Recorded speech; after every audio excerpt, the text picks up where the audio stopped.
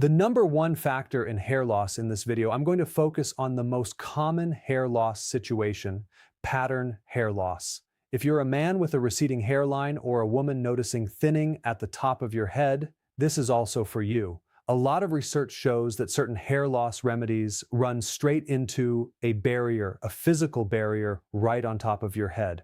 That's exactly what we're talking about today, scar tissue. It's a physical barrier on top of your skull that simply won't let your hair grow. Before we get into how to correct that, you need to know that these hair follicles are not dead. There are actually stem cells sitting in there. They're dormant, but they're alive. In 2024, researchers from the University of Virginia discovered that the stem cells responsible for growing hair are still completely alive, even in someone who is completely bald.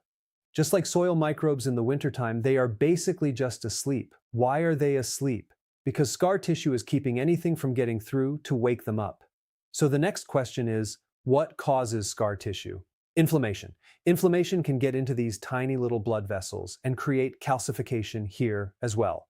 The more this blood flow is obstructed, the less oxygen and nutrients can reach the follicle. Researchers have even done biopsies on people with pattern hair loss and found that up to 70% of them had this exact situation. Now, this explains why rosemary oil or other remedies you've tried might not have worked. The remedy isn't the problem, it's the barrier. Now, let's talk about something even more interesting. You've probably heard of DHT causing this pattern hair loss.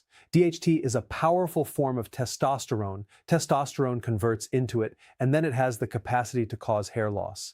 But there is a deeper root cause than DHT, insulin resistance. Insulin resistance is a condition where your pancreas pumps out a lot of insulin and your cells block it, creating resistance to that insulin.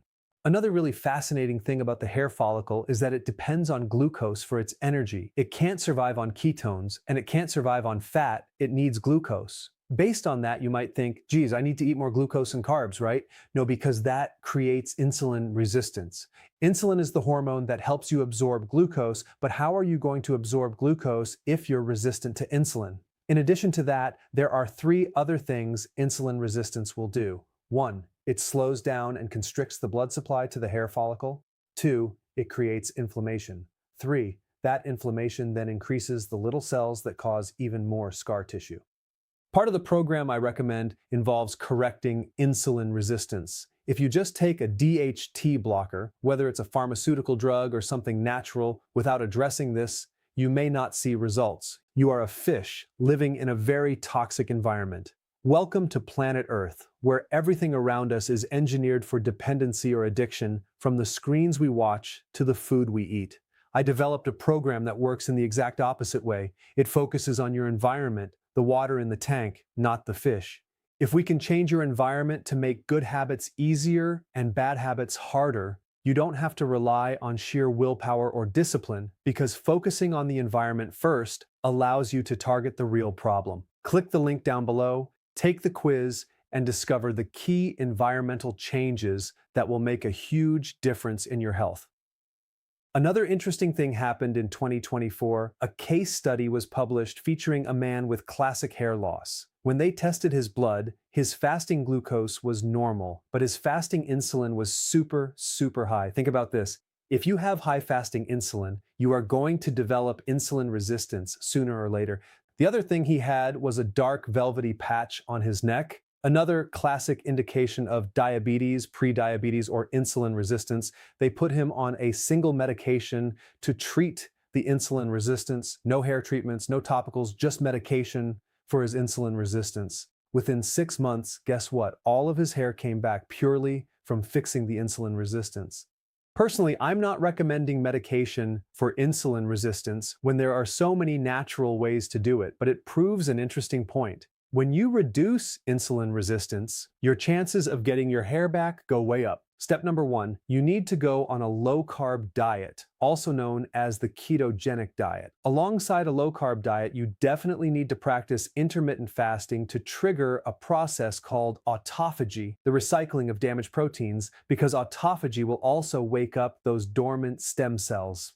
Now, before I forget, I have to mention something about DHT. It isn't inherently bad. I know a lot of people associate it with hair loss, but it serves many other vital functions, so we don't want to bring it down too low. We just want to normalize it by resolving the insulin situation.